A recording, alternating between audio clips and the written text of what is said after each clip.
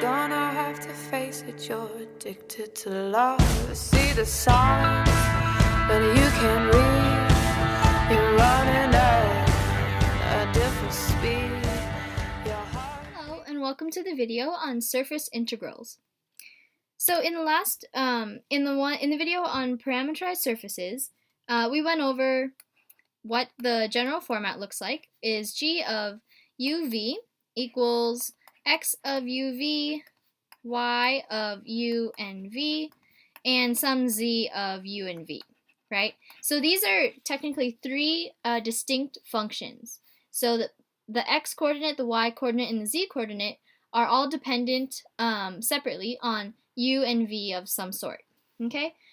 So just an assumption that I want to get out of the way before we start the surface integrals is that whenever we do these problems, we assume that this function g here is continuously differentiable.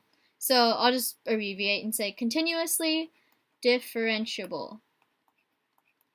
Okay, so what that means in this context is that x of u and v, so this little function here, x of u and v, y of u and v, and z of u and v, all of these have partial derivatives.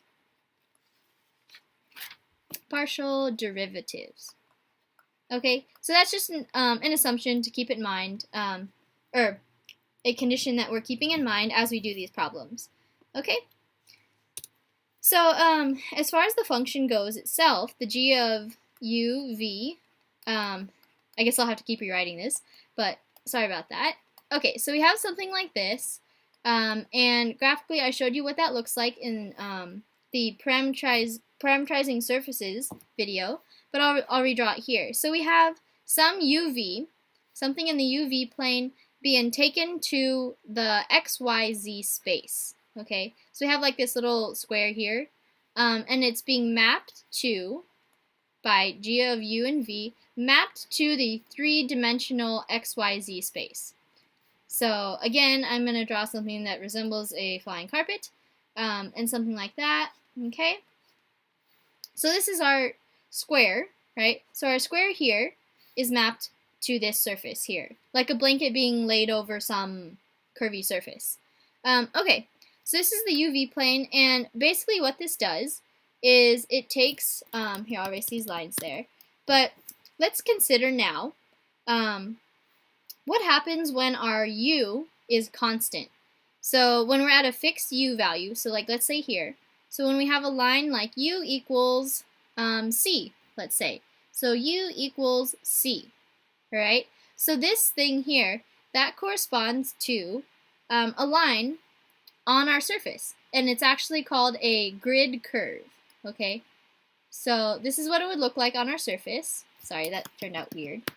Okay, so I'll just keep it like that, nice and simple. So this is when our U is a constant.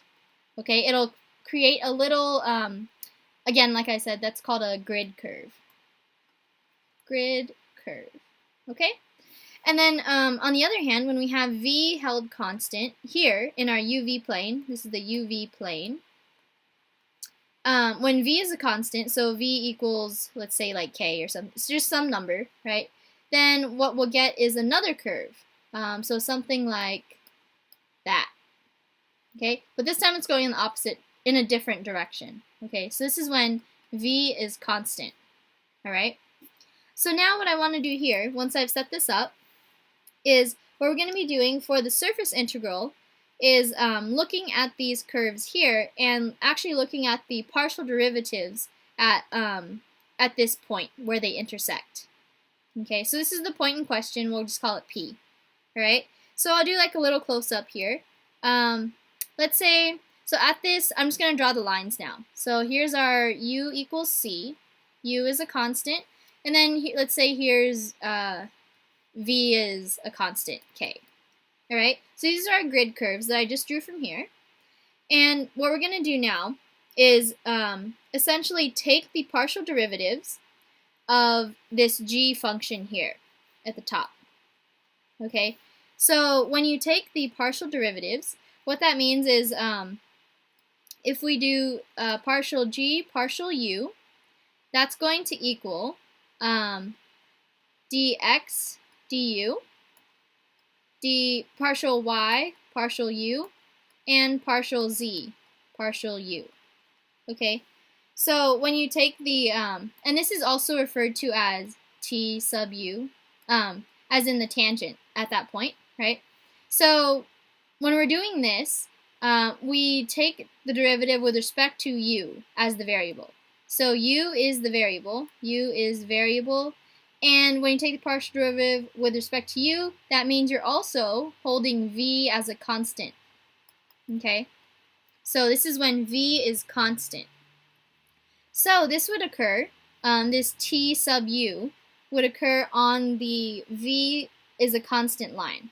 So it's somewhere along here. So this is the point we're concerned with. So let's say our tangent vector at this point is actually something like that.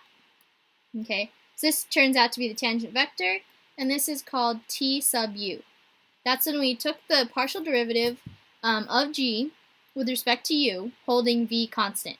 Okay, so on the other hand, if we take the partial derivative, or the tangent vector of v, so partial derivative with respect to v, now we're holding u constant, so here's u is a constant. Okay, then we would get each component, you're going to do partial x partial v, partial y partial v, and partial z partial v. Okay, and again, this one would now be on the u is a constant line. Okay, so it'll go along here, and we just have to find the tangent there. So that would be something like that. Okay, so this is t sub v. Alright, so these are our tangent vectors, and essentially what this does is these vectors create a plane. And this is called the tangent plane to the curve, or to the surface at that point. So this plane that I'm drawing here, this is called the tangent plane. Tangent plane to the surface, at the point P. So this, again, this is point P, at point P. Okay? So that's a good foundation that we have right now, and I'll continue this on the next slide. So at this point, I'll just redraw a quick sketch. Sketch isn't that important, but okay. So we have our tangent vectors. This is point P. This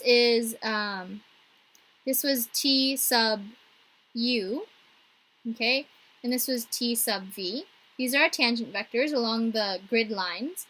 And now what we're concerned with is the normal vector. So the way you get the normal vector is by taking the cross product of these two vectors here. So this is going to be t sub u cross t sub v, okay? And this would give us the normal vector at point P, okay? This is just our point where we intersect. So point of intersection. And what the normal does is, remember I just said that the tangent vectors create, or they define the tangent plane at that point. What the normal vector does is it sticks out perpendicular to the tangent plane. So the normal vector at this point would probably look something like that. Okay, so this is n, our normal vector. Okay, so this is normal, normal to, or perpendicular, that's another way to think of it, normal to the tangent plane at point P. Okay? Alright, so now let's do a quick example of calculating the TU, TV, and the N. Alright? So let's say we're given G of theta Z equals the following. We have a 2 cosine theta, a 2 sine theta, and just a Z. Okay, so what we're going to do is find T sub theta, the tangent vector with respect to Z, and the normal vector. Okay, so this is what we're finding here. And so let's start with the first one. So we have T sub theta, so that's just going to be taking the partial derivative separately with respect to theta of each of these coordinates. So what we're going to get is negative 2 sine theta, right? And then a 2 cosine theta. And then the last one, there is no theta in there, so that's just going to be 0. Okay. And then, so that's that one. And then we have t sub z. And this one's going to be a bit simpler. The first two components, neither of them contain a z of any sort, so they're both going to be 0. And the last one's going to be a 1, if we take the partials with respect to z. Okay? And now I'll show you how to take the cross product. So our n, our normal vector, is going to be given by t sub theta cross t sub z, which is equal to, so this is how you set it up, is you write an I, a j, and a k. So these are, technically those are the standard vectors, like I is 1, 0, 0, j is 0, 1, 0, and k is 1, 0, 0, 0, 1. But anyways, those aren't super important. You'll just see how to set it up here. These are just kind of notation. So your first row is made of I, j, k, and then your second row is you're going to put all of these components in under their corresponding columns. So negative 2 sine theta, 2 cosine theta, and 0. And then you're going to put the last one in the last row. So we have a 0, and a 1. Right? So this is how you set it up. And then the calculation is the most important part, I think. Okay, so this is going to be, what you do is you take the first component on the top left, and you write it down. And then you kind of like you just ignore everything in line with it, up and down. Like horizontally and vertically, just ignore that. And then you're left with like this little 2 by 2, right? So then you take the first diagonal here, going that way. You multiply those, so we get 2 cosine theta. And then you subtract the product of the other diagonal. So minus 0. And then, okay, so that's the first one. And we're basically going to do the same thing for the other letters as well. So this time, though, this is the important part. In front of the J, you have to have a minus sign. Okay, I always used to forget that when I did calculations, and it's not good. Remember the minus sign. So now I always write minus J hat. And then we're going to do the same thing. So now you circle the J. You cross out everything in line with it. So here and there. So you're making a T. And now you look at here and here. Sorry if that's getting a little messy. I'll rewrite it. So I, J, and K. We have a negative 2 sine theta, 2 cosine theta, 0, 0, 0, 1. Okay, so we're going to circle the J, cross out everything horizontally and vertically aligned with it, and then take the diagonal. So the negative 2 theta times 1, so negative 2 sine theta, sorry. So negative 2 sine theta times 1 is just that, minus 0 times 0, so minus 0. So it's just going to be that. And then I'll just continue here. So then we're going to finish up with the last component. So k hat, and this is a plus again. And then we're going to circle the k, cross out this, and cross out that. And we get the diagonal here is 0, right? When you take the product, minus another 0. Okay? So this, now the way you write this is, let's see here. This is basically our first component. The coefficient of the j hat is going to be our second component, and the coefficient on the k is going to be our third component of our vector, of our normal vector. So the way you're going to write this is, in the I spot, you have a 2 cosine theta, and this is positive.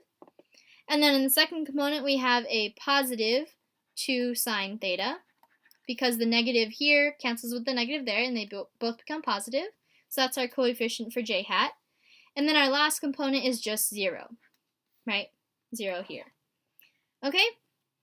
So that's how you calculate the tangent vectors, the partial tangent vectors, and the normal vector at a given, from a given parameterization. Okay? Have to face it, you're addicted to love. Might as well face it, you're addicted to love.